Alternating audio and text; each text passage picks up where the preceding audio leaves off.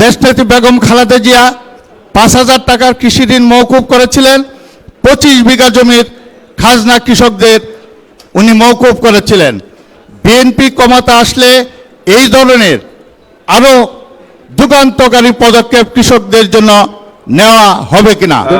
Economy বা মার্কেটের বিষয়টা এমন, আপনি যদি এখানে হুট করে নতুন করে কোনো কিছু ইন্ট্রোডিউস করতে যান, সেখানে কিন্তু বিভিন্ন রকম সমস্যা দেখা দেয়।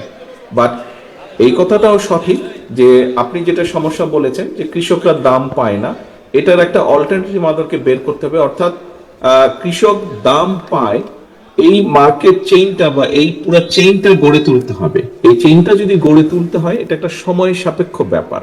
কারণ হুট করে যদি মধ্যস্বত্বভোগী যারা আছে, যারা, এটা ইকোনমির একটা নর্মাল ধর্ম, এটা যে কোনো দেশে, পৃথিবীর সব দেশেই আছে, যে যে প্রডিউস করে, যে কোনো প্রোডাক্ট বা ফসল প্রডিউস করে, সে সরাসরি বিক্রি করছে না, সে কয়েকটা স্টেপে এটা বিক্রি হয়ে ঘুরে ভোক্তার কাছে এটা আসে।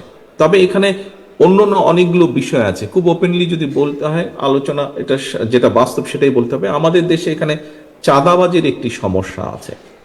চাঁদাবাজির একটি সমস্যা আছে, পথে পথে চাঁদাবাজি হয়। চাঁদাবাজির সাথে কারা কারা জড়িত, কোন কোন ধরনের মানুষ জড়িত, একটা কম বেশি আমাদের সকলেরই ধারণা আছে। এই বিষয়টাকে যদি আমরা নিয়ন্ত্রণ করতে সক্ষম হই, অবশ্যই অনেকাংশেই ভোক্তার কাছে যখন প্রোডাক্টটা পৌঁছাবে, অনেকাংশে এটা কমে আসবে। এর ভিতরে আবার কিছু আর্টিফিশিয়াল সিন্ডিকেশন আছে বা সিন্ডিকেট আছে, যারা ইচ্ছাকৃতভাবে অধিক মুনাফার জন্য, অনৈতিক মুনাফার জন্য, যারা হঠাৎ হঠাৎ করে বিভিন্ন জায়গায় দাম বাড়িয়ে দেয় জিনিসগুলোর। বিশেষ করে ঢাকা শহরে এটা হয়ে থাকে।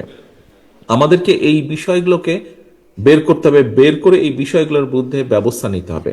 তাহলেই সেক্ষেত্রে ভোক্তার কাছে যেরকম দাম কমে আসবে, অ্যাট দ্য সেম টাইম আমরা যদি ওই চেনটাকে ঠিক করতে সক্ষম হই, চাঁদাবাজি কমিয়ে দিতে পারি, তাহলে স্বাভাবিকভাবেই মধ্যসত্ত্বভাবে যারা নিচ্ছে, ফসলটা কিনছে কৃষক কাছে, তারাও সঠিক দামেই কম বেশি কিনবে এবং তারাও তখন প্রাইসটাকে কমই রাখবে। এর বাইরেও আমাদেরকে, যেটা আমি প্রথমেই বলেছি, এর বাইরেও আমাদেরকে চেষ্টা করতে হবে আরেকটি চেইন তৈরি করার জন্য, মার্কেট চেইন। সেটা অর্থনীতির যেটা নর্মাল যেই সিস্টেম আছে সেটার সাথে সামঞ্জস্য রেখেই করতে হবে। একটা ব্যালেন্সিং, একটা ব্যালেন্স চেইন আমাদেরকে আরেকটা তৈরি করার চেষ্টা করতে হবে। এইভাবে হয়তো আমরা চেষ্টা করতে পারি জিনিসটাকে। আপনি যেটা সমস্যা বললেন, আরেকটি আপনি বলেছেন যে দেশনেত্রী খালেদা জিয়ার শাসন আমলে উনি 5,000 টাকা পর্যন্ত কৃষি লোন মওকুফ করেছিলেন, 25 বিঘা জমির খাজনা মওকুফ করেছিলেন। এই পদক্ষেপ নিয়েছে, আমরা এরকম করব কিনা, আমাদের একটি চিন্তা আছে, এই ব্যাপারে একটি চিন্তা ভাবনা আছে আমাদের। একটু আগে আমাদের একজন নারী নেত্রী যেটা বলেছেন, প্রশ্ন করেছিলেন নারীর অধিকারের বিষয়, সেখানে আমি বলেছি ফ্যামিলি কার্ডের বিষয়টি। আমাদের ফার্মার্স কার্ড করার একটি পরিকল্পনা বা চিন্তা আছে। ফার্মার্স কার্ডটা কি? ফার্মার্স কার্ডটা আমরা চেষ্টা করব দেশের সকল কৃষকদেরকে বের করে ফেলার জন্য। সকল কৃষকদেরকে যদি আমরা বের করে ফেলতে পারি বড় একটি ডাটাবেজে, আমরা প্রত্যেক কৃষককে একটি করে কার্ড দেব, যেই কার্ডের এগেনস্টে তাকে আমরা, এখন যেরকম আমরা সার সহ বিভিন্ন কিছুতে ভর্তুকি আমরা দিচ্ছি, এই ভর্তুকিটা অ্যাকচুয়ালি কৃষকের কাছে পৌঁছায় না।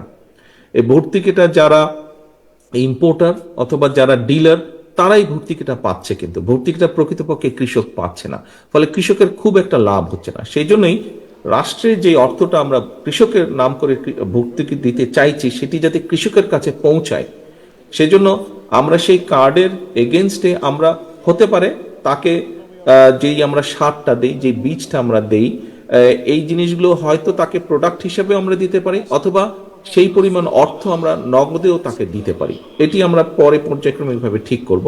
তবে প্রত্যেক কৃষককে বের করে, তাতে হবে কি, কৃষককে যদি ধরেন খুব সম্ভব আপনার এখন 1 বিঘা জমিতে ধান উৎপন্ন করতে যেই খরচটা লাগে, আপনার যদি ধরেন মোটামুটি ভাবে 60,000 65,000 টাকার মতন এখন এভারেজে একটা খরচ হয় তার, আমরা যদি সেখানে তাকে মিনিমাম 20,000 টাকাও যদি তাকে একটা সাপোর্ট আমরা দিতে পারি, তাহলেও তার হাতে কিন্তু এই সেই 60-70 হাজার টাকার ধান সে কিন্তু বিক্রি করছে, খুব বেশি হলে 90,000 টাকায় সে বিক্রি করছে, মানে তার হাতে লাভ থাকছে হয়তো মাত্র 20,000 টাকা।